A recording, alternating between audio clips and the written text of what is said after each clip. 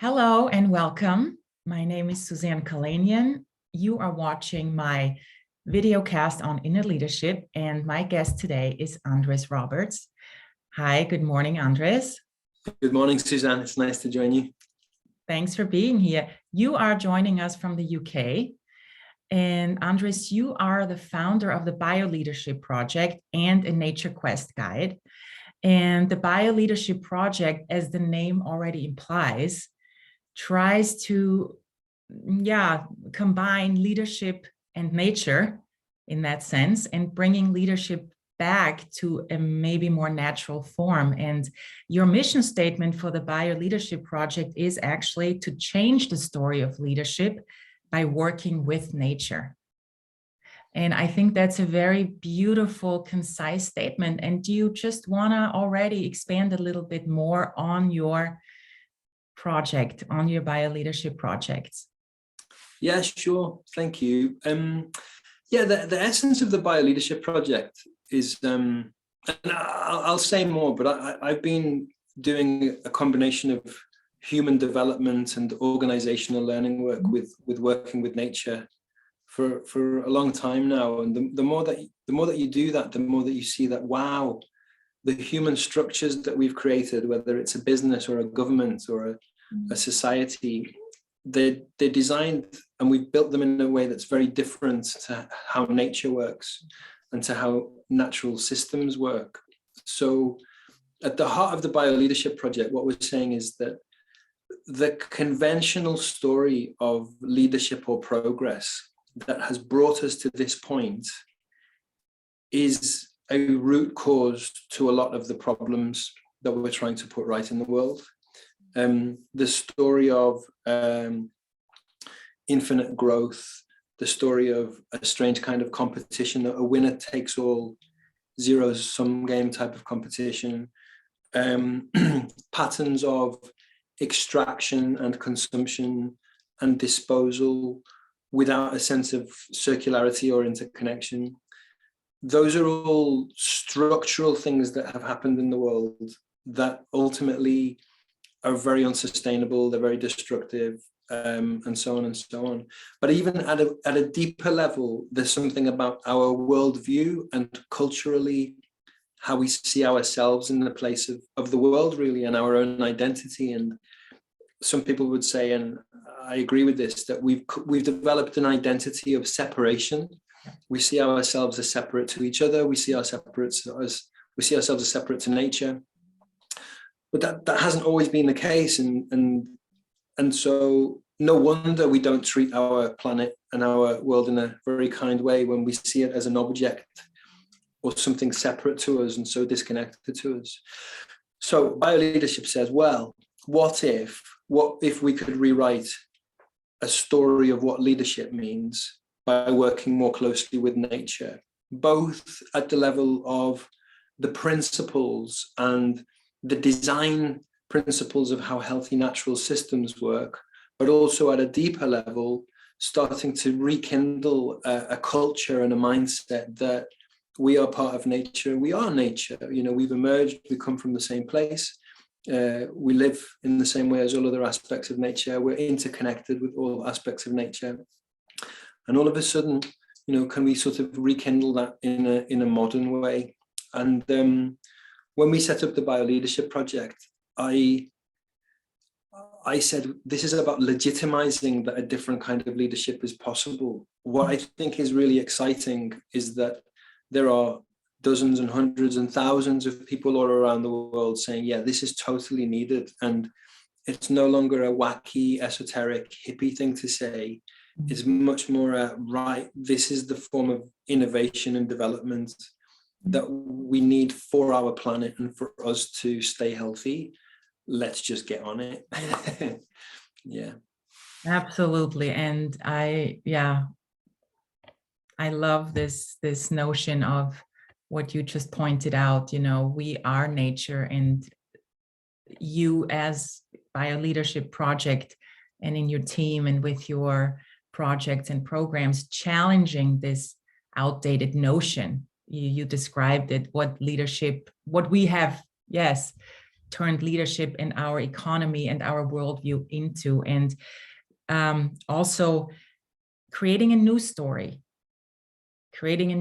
that is more nature-based. And you mentioned cyclical. Yeah, we have a worldview that is linear, at least in the West. You mentioned that not everybody has this worldview. We have this linear worldview, and nature is cyclical. We know it, when we watch the seasons, when we watch life and death. So what are some other, you mentioned reconnection, what are some other ways that you feel are the new story about leadership? So cyclical. Yeah. Well, I mean, there's one way I look at that is I've said for a while, okay, imagine that the world had a dashboard. And so that dashboard is about how we should grow as societies, as people, and so on and so on. And for the long time, that dashboard has had a dial of speed and production. And we see measures like gross domestic product and profit. Yeah. And we have the science now, we have the data to say, wow, that dashboard, all right, it has brought some good things to the world, but it's also breaking our planetary climate, biodiversity, acidification of the oceans, lots and lots of things.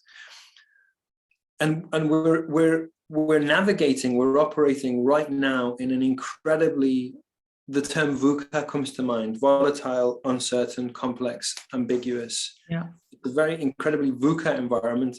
I've been adding the word fragile to those 4 terms. We're at an incredibly fragile moment where, again, it's the hard science. If we don't dramatically change the pattern of how we're producing, making, acting in the world, then we're in line to see seriously catastrophic things happen within our lifetimes, and those that will follow us will see some terrible things. So the question then is, what qualities do you bring to a leadership to help navigate that moment?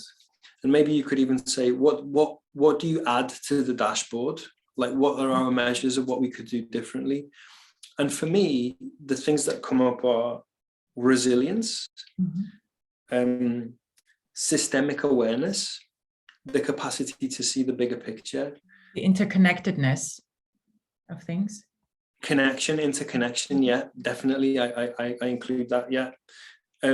Adaptability and care, like love, to shift the sense that we can think about things mechanistically, but also we can choose to look after things as if they were our family, as if they were ourselves. And that's a tipping point culturally of what I think leadership might mean for the planet. So I would say those are the kind of qualities that we have to bring into what we define as leadership. And then of course it becomes a cultural conversation as well around, like, how do we legitimize, introduce, validate, grow those things?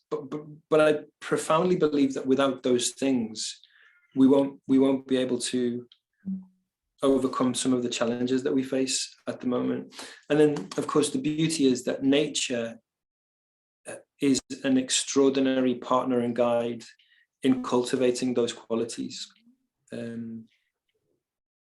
Yeah, that is a good segue into actually my next question. My next question would be, how do you then work with leaders, and how do you instill these qualities and values that you just mentioned? And you mentioned, you said nature is a great teacher in that sense. So you are also a Nature Quest guide. And I believe this is a way for you to take leaders into nature, correct? Yeah, that's right. That's right. Tell us a little bit about that. Yeah, I'd be very happy to. Just before we started recording, I said to you that for me, the Nature Quest is, I refer to it as the well, like that lovely metaphor of a place where we go and we get the water that sustains us. And it does mean that for me in lots of different ways. So a Nature Quest is a process of preparing to go out into nature in a way where we listen and observe with a deeper intention, to notice patterns of life out in the world and in nature, but also in ourselves. And respectfully, it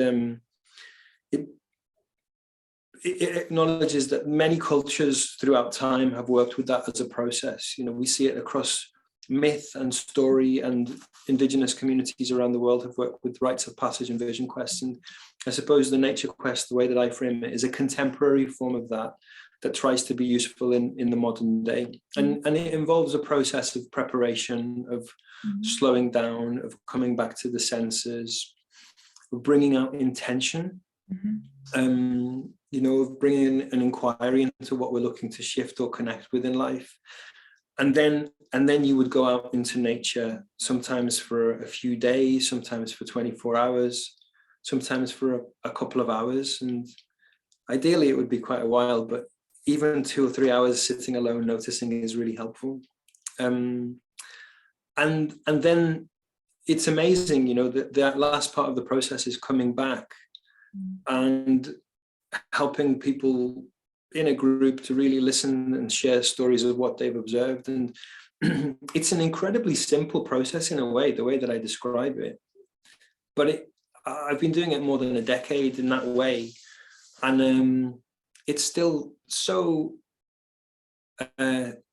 staggeringly beautiful how honest and simple, yet how revealing and how helpful it is. The kind of things that I see people come back with are things like, you remember who you are, you remember what matters to you, you remember your place in the context of a much bigger field of life. I constantly hear people come back and say, wow, I remembered how small I am, but I also remember how big I am because I'm part of this. Right. Brings a certain humbleness, I think, too, when you're out alone in nature, especially overnight, and you feel this, big firmament above you and nature all around you. And it's a humbling experience, I bet. And Exactly. It's the word kind of equalizing comes to mind, actually. And so I've helped lots of people kind of go through that journey. And as I say, the beauty of it is the honesty of it. Once I help somebody do that and they go out alone, that the only thing that they're present to is the reality of nature around them and their own reality. Nobody else is instructing, briefing, producing anything that tries to intervene. It's like whatever comes up for you there, that's the truth. And it's very helpful for people. I was going to say, so if you work with the individual in these nature quests and you are facilitating, you mentioned the period before they go out in their solo time in nature and afterwards. So you are also facilitating that maybe, learning and maybe sometimes a transformation process. And then this is really work on an individual level, on a personal level. And then leaders go back into their organizations and maybe bring these new qualities back into their working environment, their team. So I like this idea of starting with the individual, and then from there you bring about change. And Andres, I'm really curious, and I'm sure our listeners too, what's your personal story? And did you also go on a nature quest yourself? And can you talk a little bit about that? What was your transformation story? Oh yeah, definitely. Yeah. To then manifest the BioLeadership project as a result. Yeah, well, it's amazing because that's where you think, well, it did come like a green shoot from nature as much as for me. To your point of bridging those things, absolutely. I was lucky that I got to attend a conference once with Thich Nhat Hanh, the Zen Buddhist writer and monk, and one of the things that he spoke to was that wherever he went and the group and that Sangha went, they would speak to the fact that before you can do anything well in the world, you have to bring yourself home.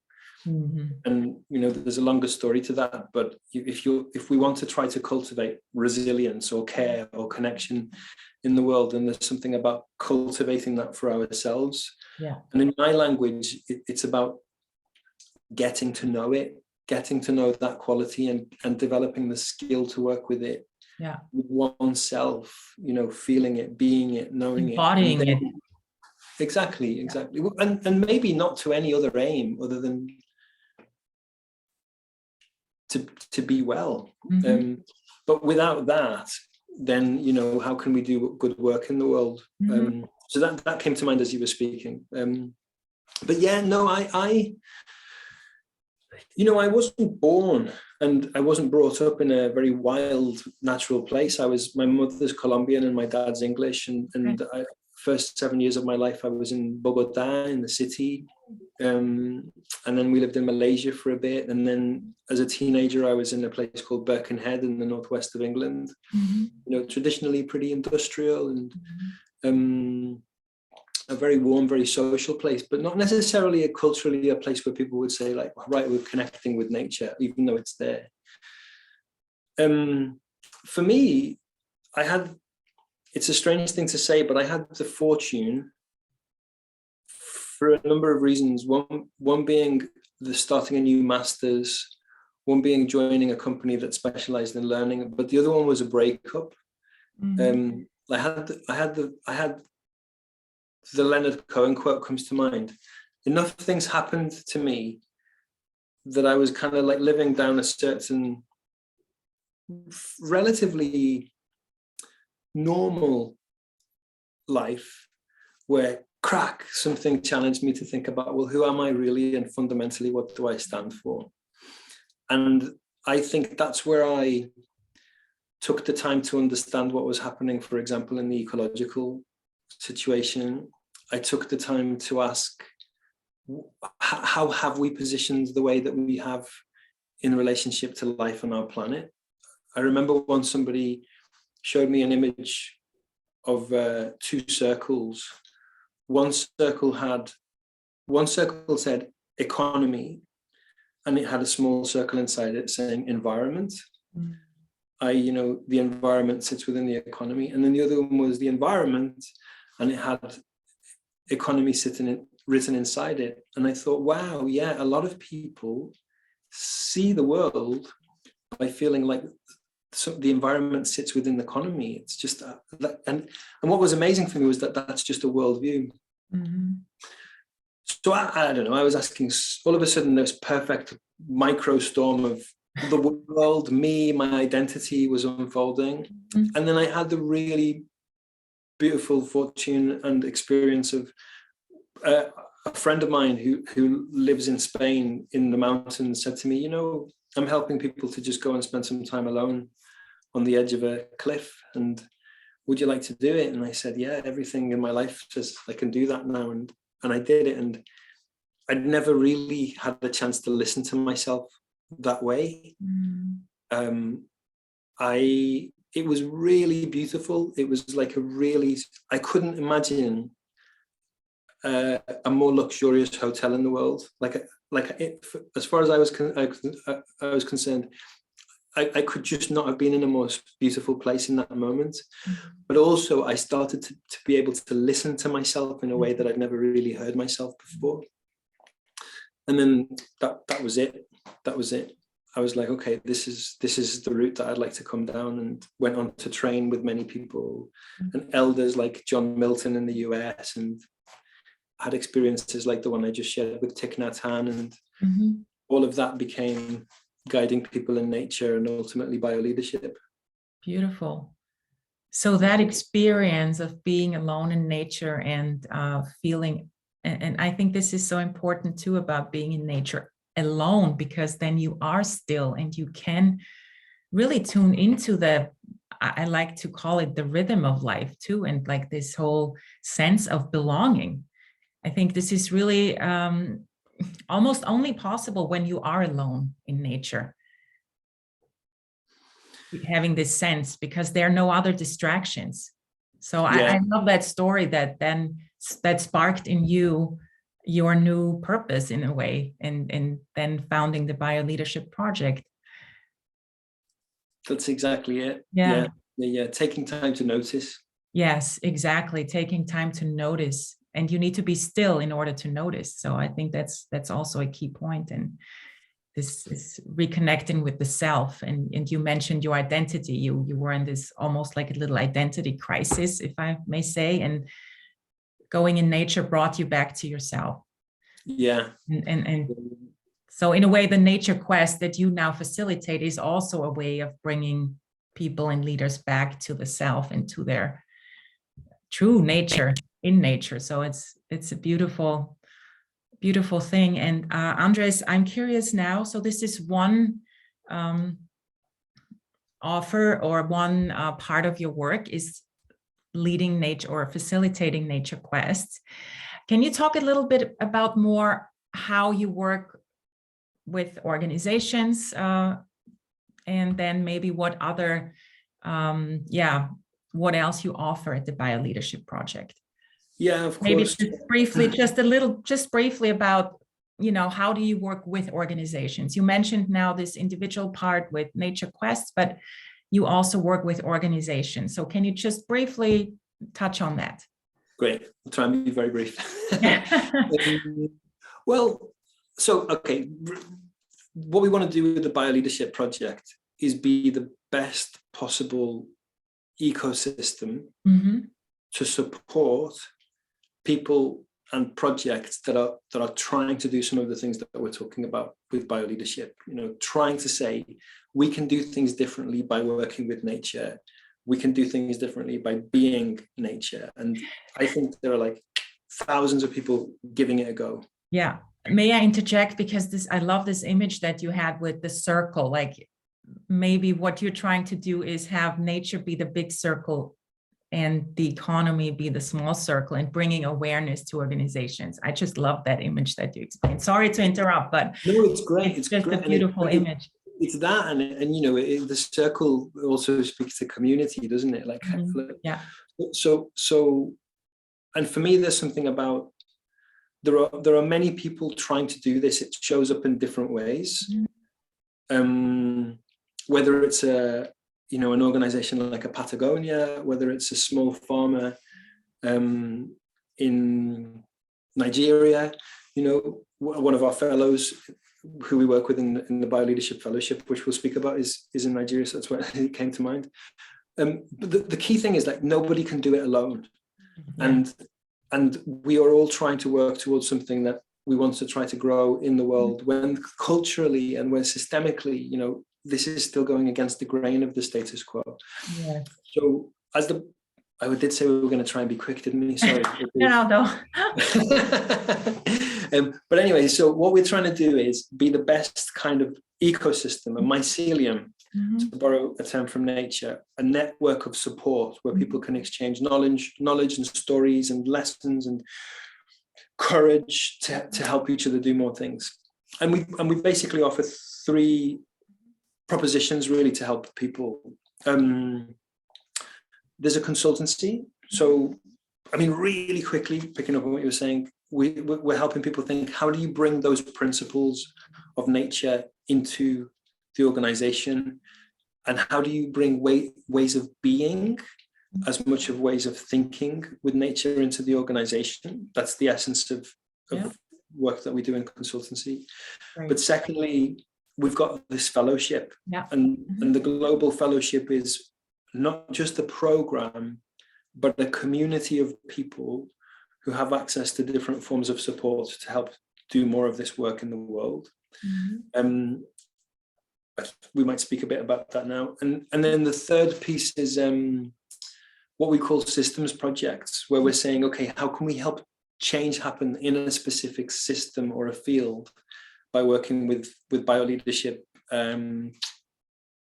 sparkle, inspiration. And so one of those initiatives is how we connected, I suppose, we have a thing called OD for Life, which is saying, okay, as the organizational development community, what can we do more, or what can we do to take care of nature more? We have a similar project in the design field. We're setting a similar project up in the urban environment and sort of built environment space, and more of these things will spiral out of the ecosystem. So it's not a simple one-liner, but in a way it's because we're trying to sort of do it like nature and be a living system. Yeah, and if some of our listeners now are getting interested in also, getting involved, for example, with the fellowship project, can you talk a little bit about the process of how to apply, or what exactly does it entail, and who are you're looking obviously for? Is it individuals and organizations, or just organizations that are then part of the fellowship? No, it can be either individuals or organizations. Okay. What the invitation is, thank you for that. So the invitation is, we're looking for people who are carrying a question or an initiative or a project that is showing that we can make breakthroughs with nature, that we can do things differently with nature. And the fellowship is, as I said, a community with a backbone program, but many other ways of connecting with similar like-minded folks and drawing support, inspiration, encouragement, feedback, and so on and so on. So the starting point is to think, what is the inquiry, or what is the question or challenge that I think I'd like to bring into this? What am I carrying that I feel like, okay, I could make a difference, or I'd like to make a bigger difference with this? And then it's really lovely that, we've done it for the first year. We're receiving applications from all around the world for the second year, and happily, it's great. The feedback we've had is that, yeah, this feels special, and it's helping people.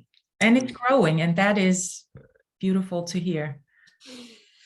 So I will put the link. So there's I will, once I post our interview, I will put the link to the fellowship program. So if anyone's interested, just go and look there and apply. Is there an application process, or? Yeah. There's an application process. Yeah. There's we also hold what we call discovery calls, where you can come in and sort of join a Zoom call and ask questions and meet. Okay, great. We hold one of them pretty much it's been every 2 weeks, but now that we're building up to the start date, we'll offer a few more. Okay. And then and it's a really lovely application process, because it's, hey, what difference do you want to make in the world, and how might this help you, and where might your work go? And it's all in the spirit of mutual exchange and support. And I think the sense of community, you mentioned it before, together we can, do so much more, and it's starts being a movement. And just going back to what you said, you mentioned now a starting date. So there is a deadline to apply. So the core program, it starts at the very it's the kind of the 9th of March, I think, this year. And the application deadline is the 22nd of February. Okay. I think. So if we can get this out soon, and we will. Fantastic. Yes.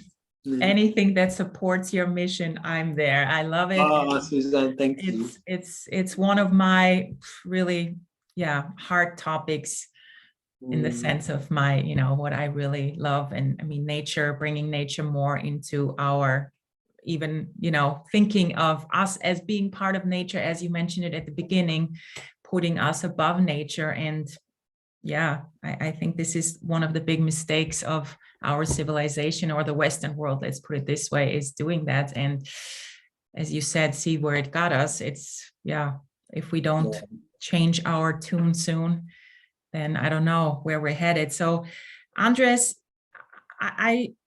to finish up our beautiful conversation, I would like for you to really just maybe end it with what is dear to you. What is a message that you really want to give to our listeners? And what is one of the things that what would I say out there? I didn't know you were going to sort of say that. Well, you mentioned it already before, I think. So This, Maybe just, it's real, isn't it? Everything that we see in the newspapers, not, I'll take that back. Everything we see in the newspapers is not real, but the critical state of our planet, the loss of life, the loss of beauty, the loss of magic, the loss of a story that has taken millions of years to evolve. It's on our watch. It's right now in this present moment that these things are in such a fragile state. And for me, every day is a choice, really. Every day is a choice to try to do something. And sometimes it gets hard and difficult and heavy. And sometimes it's, so thrilling and exciting to think that we're starting to do things differently. But just, I suppose, to keep connecting around it, to keep speaking about it, to keep noticing, to take the time to be with nature and notice. That's kind of like a wish for humanity that I have, really. And that's the kind of thing that I hope but we collectively can help happen. And, and doing this together is part of it. So thank you to you. Yeah. Well, thank you for all your beautiful words and input. And I really love also this idea, because for me, as you know, I'm an inner leadership coach. I work a lot with our inner level, inner realm, and also self-leading. And I think it's what you said now too, starting with yourself as individual, taking responsibility, becoming more aware on the one hand, on the other hand, as you do working with organizations, and also maybe, instilling that in organizations that they also have a responsibility towards nature and the bigger picture. And I think we need both. We need the individual level and we need the more systemic level, and you're covering both, and thank you for that. That's really great. And I know that you have a young daughter, and so, because this is also, we need to think of future generations, to be honest. I have 2 children, and if we want to keep our species alive, how can you already instill in children the sense of wonder and magic of nature? Can you just, that would be... It's a great question to ask me right now, because, my daughter's only 3, and I'm watching her unfold, and her consciousness unfold, and her curiosity is just so, looking at her eyes is like looking at the galaxy, right now. And it's kind of a nice time to ask me it as well, because yesterday she said to me, "What's the sky made of?"